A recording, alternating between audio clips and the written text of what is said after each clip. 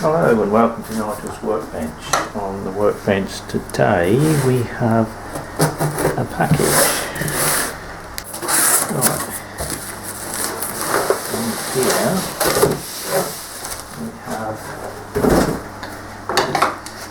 from Stephen Jones, Checkmate manufacturer.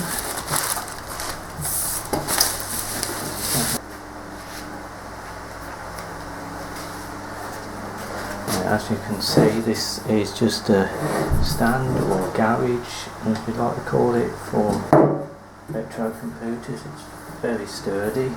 The idea is you put the monitor on the top, your retro computer goes underneath, and I believe in here should be some rubber pieces for the bottom to stop it scratching your desk. Yeah, that's the better way to do it.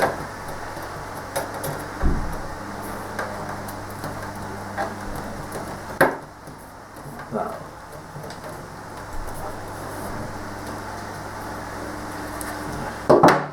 So yes, the best way of doing it is to just line it up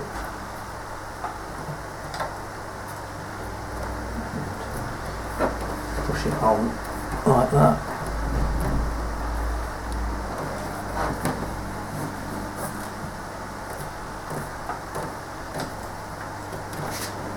Stop it from marking your desk and stop it from moving.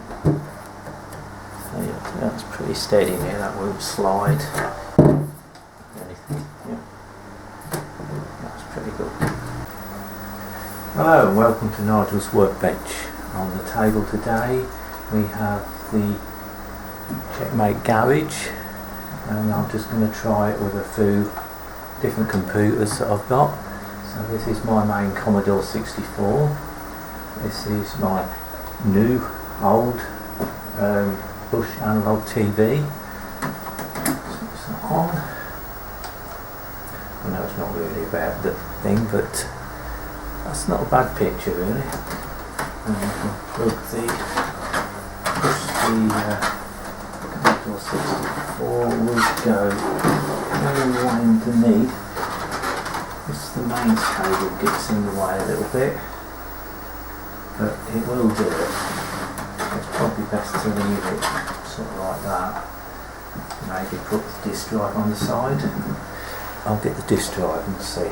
Right, so here I have a 1541 drive. I've not hooked it up, but as you can see it overhangs with a 14-inch monitor, so you would be better to put it at the side. And this Accelerator Plus, which is the same size I believe as the 1542 version 2, does fit on the shelf quite nicely. This is the same red bin. Red bin will go all the way under, the keys don't catch. So the red bin isn't much different to the C64C. Other thing I've got to try is swirl the tape deck. Overhangs slightly. No, it's not really, not really put it down. I suppose we wouldn't connect to it. You could sit it on there if you wanted to, but again it would probably be better at the side. Right, Spectrum Plus 2 with a diff MMC. So this has got the SD card sticking up a bit at the back there. So that, yes, that's really no problem. And the Plus 3 is, I don't think it's any wider, might be slightly, so that would fit. The toast rack and the Plus and the rubber key Spectrum are all smaller than this, so they would fit under there. Possibly you would have a problem pushing it further under with a joystick port that had the socket on the top. My DivMX hasn't got a joystick port, so it doesn't really matter. Right, this is an Atari 2600 case. This won't go under. So the Atari 2600 Junior would, because it's a lot smaller. This is a 4 switcher. I think the 6 switcher is the same size, it's just got the 2 extra switches. Obviously it wouldn't go all the way underneath. So that wouldn't work. The Mega Drive would go under, but obviously not with the cartridge in, but that would be okay for storing it when you weren't using it. Give you a bit more disk space. Right, continuing with the consoles, we have the original PlayStation, which of course will fit under, but you won't be able to lift the disc up. But again, we find you just wanted to store it out of the way. PlayStation 2, Fat I think they used to call this one, and this one will go under because everything's on the front. The disk drive is here, the control ports, memory ports, USB, all there. The only thing we've got at the back is the mains and the AV out. So PS2 would work nicely. Okay, PS2 Slim, that one actually looks a bit lost under there, but no trouble at all with that one. You could even lift the lid up under there.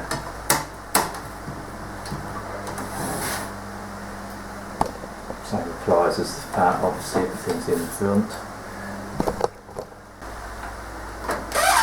Amiga 500, we know this one fits. You'd be surprised if it didn't.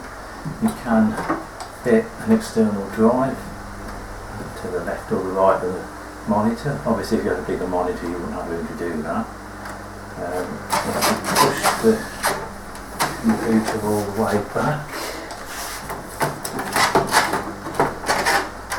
Yes, you could access the disk drive through the slot in the side. I don't think you would be able to do anything with the expansion slot that side. The A600 would obviously fit because it's only about this big. The 1200, I think it's the same width, it's just a bit deeper, so it would fit as well. Original Xbox, no, it won't fit. It's just too high by about what, 4 or 5 millimeters. You could probably get it under there and put that on the top of it if you want it. I think that may work. But you would have to put the garage over the top of it, which I think would work because the DVD drive's at the front and the ports at the front.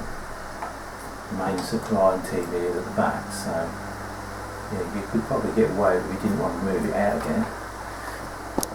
I'll try. Yes, it does work. But can't get it out, but the DVD will come out, so it would fit under there, but you need to put the Xbox down, this on the top, and then the monitor. Something a bit different, not a games console or a computer. This is a DVD recorder, and that fits under there quite nicely, and obviously that will still work. Might be okay in a bedroom or something. This is my trusty old video recorder. As you can see, it's too high. Of course, stack everything and do it like this. DVD recorder, video recorder, monitor, TV. Just an idea. Well, I'm not sure if you'd really want to do this, but just proves how much weight the garage will take. So, it's got a keyboard under there, still really steady. I can get the wires trapped under it. Yes. So yeah, got a keyboard under there. Checkmate case with its own garage. This would probably be better if it didn't have the garage supports on it. The monitor on the top of the Checkmate. This option does allow you to put a full-size keyboard underneath the Checkmate. So yeah, I don't know if that would be a good idea or not. Let's make it run. Actually, it's quite high level on a 14-inch monitor. you're not looking down or up at it really. Another Amiga 500 setup with a LCD monitor.